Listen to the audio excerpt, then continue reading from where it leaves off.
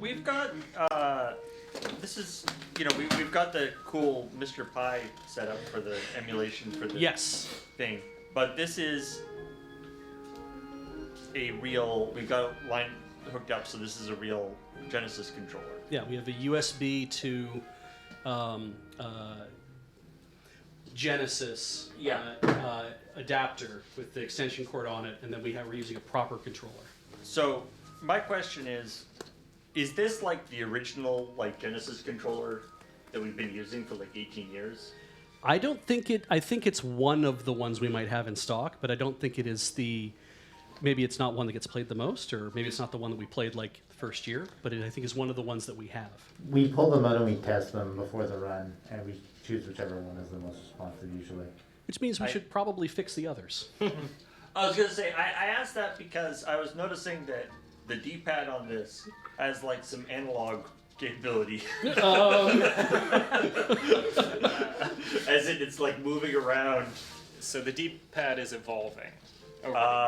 Which I feel like it probably shouldn't.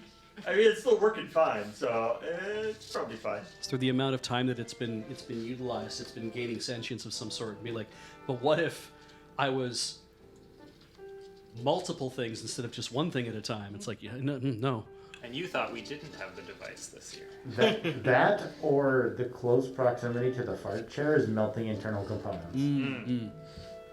Or it's just the left hand actuator has taken so much punishment in comparison to all the other directions. I mean, yeah, because that side of the membrane will be just beaten all to hell.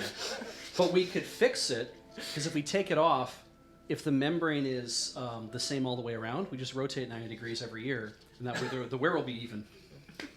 But then all the directions will be wrong, won't they? No, you rotate the membrane around. You don't touch the underlying panel. I see. That's if it's done the same way as the Super Nintendo ones are, where it's there's a silicone membrane underneath the buttons and underneath the So I bought that's not what happened. My lovely wife Heather, for Christmas, bought me an 8-bit DOE. Was it an SN30? No, SF30. It's the Super Famicom controller, but it's 8-bit DOE's thing. It's Bluetooth, whatever. With the analog sticks, so the Pro version. And I tried using it, and I was like, this thing is not accurate.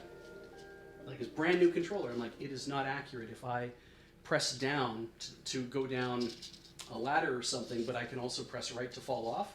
Whenever I press down, I will always fall off, every single time. And I started to notice that the B button as well, I would be tapping the B button to do stuff, and the B button would get stuck. And and the thing is, 8-bit DOE makes great stuff. They absolutely do. I must just have one that was a little weird. And I hadn't opened it for 6 months, so it wasn't like we were going to try to take it up with support or anything.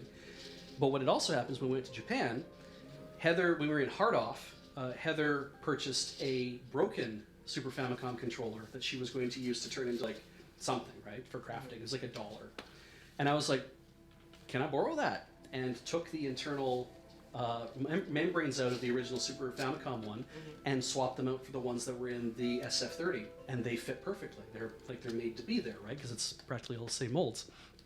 And it actually feels like a proper Super Nintendo controller because I'm using Super Nintendo membranes from 25 years ago. Gizmoloid, I got the ring stickers, the page reinforcers, sheet reinforcers that you use for your binders.